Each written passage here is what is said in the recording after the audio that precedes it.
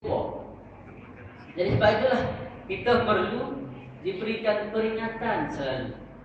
Walaupun perkara yang kita beritahu adalah merupakan perkara yang biasa, yang kemungkinan besar sudah diketahui, sudah dimaklumi oleh tuan-tuan dan puan-puan yang dirahmati oleh Allah Subhanahu wa taala sekalian. Jadi dalam bulan Ramadan Karim ataupun Al-Mubarak ini biasa dibaca ayat, dan tadi pun saya menyebut ayat A'udzubillahi minasyaitonir rajim. Ya ayyuhalladzina amanu kutiba 'alaikumus syiyam kama kutiba 'alal ladzina min qablikum la'allakum tattaqun. Wahai orang-orang yang beriman, diwajibkan ke atas kamu puasa sebagaimana telah diwajibkan ke atas orang-orang yang sebelum daripada kamu. Mudah-mudahan kamu bertakwa. Sebenarnya kewajipan puasa ni bukan kita orang Islam saja. Sebelum umat Nabi Muhammad sallallahu alaihi wasallam pun telah ada puasa. Umat-umat yang hebat, umat-umat yang hebat yang bertamadun pun berpuasa.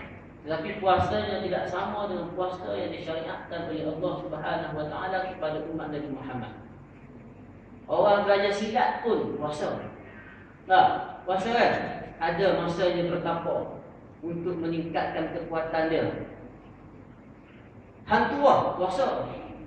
Tak, dia pergi bertapa, tak makan, tak minum, puasa.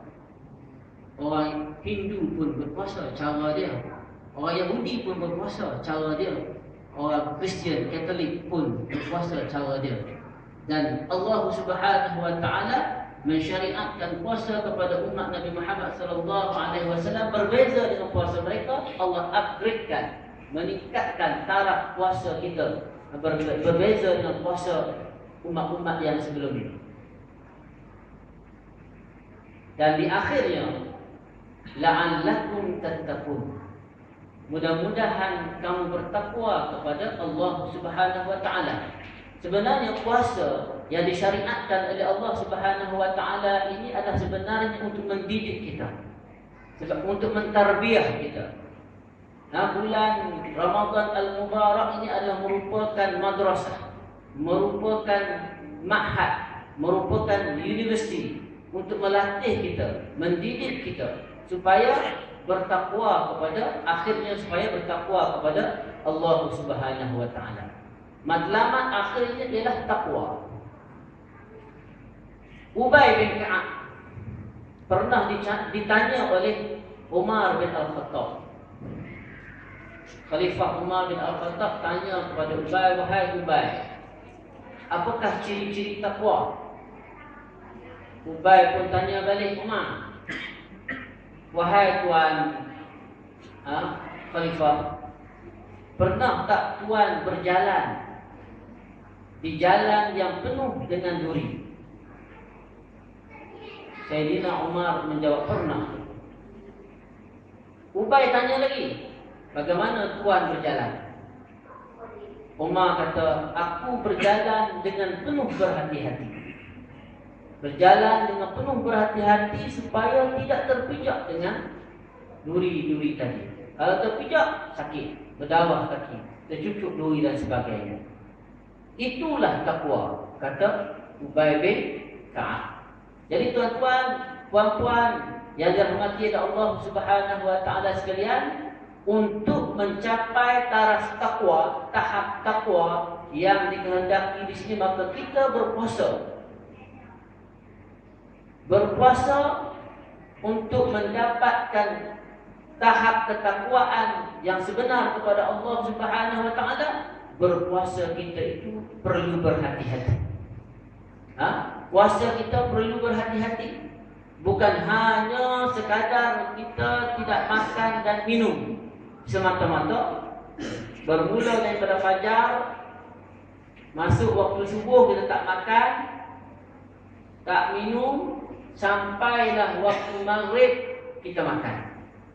Itu saja.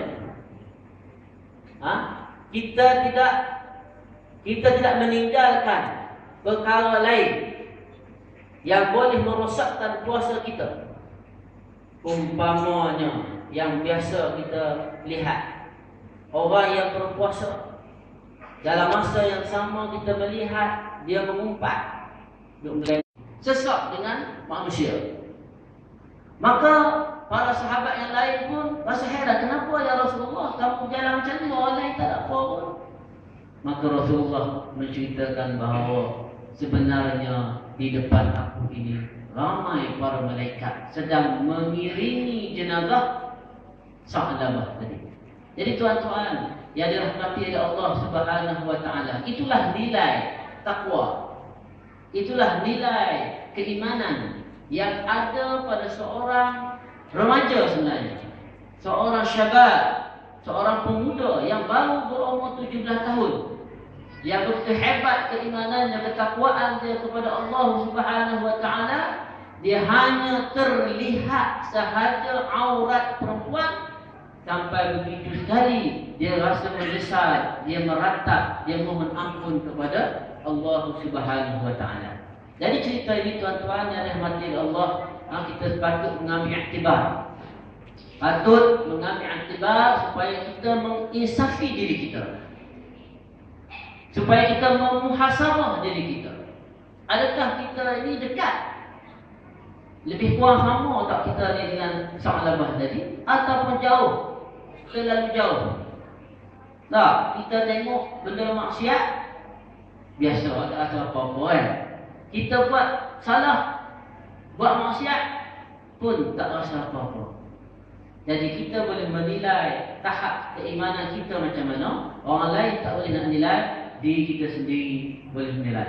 Jadi dalam bulan Ramadan yang mubarak, yang penuh dengan keberkatan, merupakan masa untuk kita mentarbiah diri kita dengan puasa yang telah disyariatkan oleh Allah Subhanahu wa taala, supaya kita menjaga puasa kita itu dengan takwa yang ada tadi. Menjaga puasa supaya dia begitu bermutu, bernilai dan sempurna di sisi Allah Subhanahu wa taala, bukan hanya sekadar sebagaimana disebut oleh hadis Rasulullah sallallahu alaihi wasallam, kam min sha'imin laisa lahu al-jazaa illa al-ju' wal 'atash. Ramai orang yang berpuasa tetapi dia tak dapat apa-apa. Puasa ramai. Orang puasa ni ramai, tak puasa memang puasa tapi sembahyang tak ramai. Bila ibadat puasa ni ramai yang berpuasa. Sebab setahun sekali. Tetapi mereka ini tidak mendapat apa-apa, kata Rasulullah. Puasa saja, tak dapat apa-apa kecuali lapar dan dahaga. Hanya dapat lapar, hanya dapat dahaga. Maknanya sia-sia. Puasa sia-sia. Kita berpuasa, kita mengharapkan ganjaran pahala daripada Allah Subhanahu wa taala. Kita berpuasa, kita mengharapkan balasan syurga daripada Allah Subhanahu wa taala. Tapi orang yang tadi, yang disebut oleh Rasulullah tadi, ramai orang berpuasa tetapi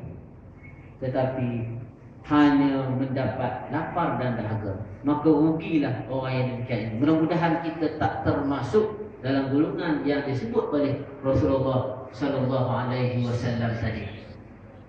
Jadi tuan-tuan yang dirahmati oleh Allah Subhanahu wa taala, ada satu lagi hadis Rasulullah sallallahu alaihi wasallam menyebut, "Idza jaa Ramadan futihat abwabal jannah wa ghuliqat abwaban nar wa suffidatis syayatin." Apabila datang bulan Ramadan, dibuka pintu syurga, ditutup pintu neraka, dan dibelenggu syaitan. Bila begitu, nampak dari segi hadis ini, kita nampak kita maknanya bebas nak melakukan ibadat ni. Kita bebas melakukan ibadat kerana tidak ada lagi gangguan daripada syaitan. Tidak ada lagi sebenarnya gangguan daripada syaitan, walaupun di sana ada perbahasan. Perbahasan. Ada ulama mengatakan syaitan ini benar-benar dibelenggu. Memang betul dia dibelenggu, diikat. Kan? Ada dua pula pendapat yang dibelenggu ni. Satu dia kata yang dibelenggu itu ialah syaitan yang melampau. Syaitan yang mengintai-intai maklumat yang dibawa oleh malaikat kepada Allah Subhanahu wa taala. Malaikat yang melampau. Yang ni dia belum, yang lain tidak. Satu lagi pendapat mengatakan bahawa malaikat ini tidak dibelenggu sebenarnya. Cuma sebagai kiasan semata-mata belenggu ni. Umpamanya seperti digantung ibadat, dan ibadat itu Allah beri ganjaran lebih. Sembahyang sunat, ganjaran dia macam sembahyang fardu. Buat ibadat sunat, pahalanya macam yang fardu. Dan di dalam bulan Ramadan pula Allah janjikan ada satu malam pula. Satu malam yang begitu hebat, iaitu Al-Qadar, malam Al-Qadar, Lailatul Qadar.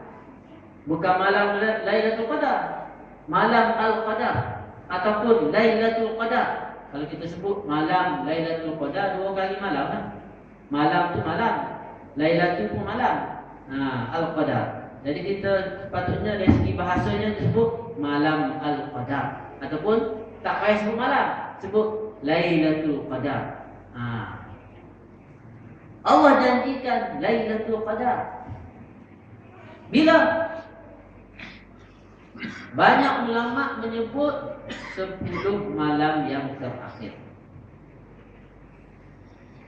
10 malam yang terakhir. Malam 21, 23, 25, 27, 29. Dan Imam Asy-Syafi'i mengikut pengalaman dia, kalau kita bermula puasa baru ni, kita puasa apa? Hari apa? Hari Rabu pula. Hari Rabu. Kalau hari Rabu dia kata, mengikut pengalaman dia, malam Al-Qadar ialah malam yang ke-29. Jadi kita tunggu malam 29 baru kita sembahyang malam. Sekarang jangan lagi. Simpan dulu tenaga. Rehat dulu. Kita sembahyang ni je. Kita sembahyang lebih kurang macam biasa. Tunggu malam 29, kita sembahyang. Kita qiyamul lail. Kita ibadat banyak-banyak. Begitu kan tuan-tuan? Bukan begitu. Itu adalah pengalaman dia. Nak beritahunya di sini tuan-tuan yang dirahmati oleh Allah Subhanahu wa taala sekalian. Malam Al-Qadar ini jumhur ulama mengatakan 10 malam yang terakhir pada malam yang ganjil-ganjil. Jadi kita kena di situ, kita kena perhatikan, kena lebihlah. Lebihkan sembahyang, dan kita pun kena mula daripada sekarang. Sebab kita tak tahu. Kemungkinan juga itu hak Allah. Allah nak tentukan bila-bila Lailatul Qadar, kita tak tahu. Mungkin dah lepas dah. Kita tak tahu. Dan sebab itulah hari-hari kita kena beramal, beribadat kepada Allah Subhanahu wa taala supaya kita dapat berjumpa dengan Al-Qadar. Malam Al-Qadar ataupun Lailatul Qadar yang dijanjikan oleh Allah Subhanahu wa taala lebih baik daripada 1000 bulan. Inna anzalnahu fi Lailatul Qadr. Lailatul Qadri khairum min alf syahr. Sesungguhnya aku turunkan Al-Quran, kami turunkan Al-Quran pada malam Lailatul Qadar. Malam Al-Qadar itu lebih baik daripada 1000 bulan.